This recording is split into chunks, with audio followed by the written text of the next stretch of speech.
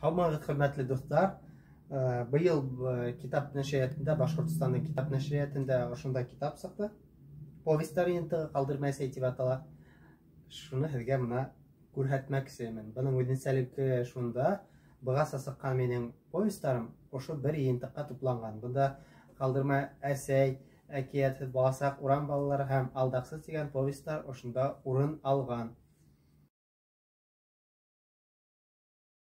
Бында кергәндең әҫәрҙәрен бөтәһен дә мин айырыуса ныҡ үҙем яратам, сөнки аны мин яҙғанда күберәк үҙемдең яҙыусылыҡ тәжрибәһенә түгел, хис-тойғоларға, йөрәк ауазына таянып ижад иткән әҫәрҙәр, шуғалар миңә бик ҡәҙерле, алар миңә яҡын. Бик әйткәндәй, быйыл аны сығарҙы Башҡортостандың Мәғариф министрлығы мәктәптәр уҡыусылар өсөн. Һәм бының күп тиражы 4000-дан ашыуы мәктәптәргә таралды. Һәм бик һанаулы экземпляры ғына ошонда китапҡа һатыуға сыҡты.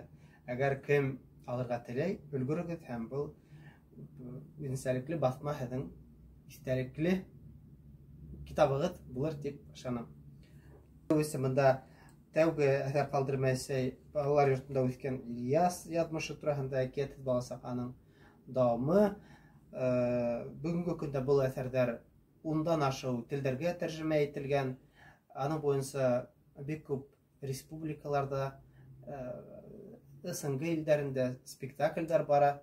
Был хатта ҡалдырма әсәй Ҡырғыҙстанда мәктәп программаһында уҡыуға керетелгән. Бына шулай.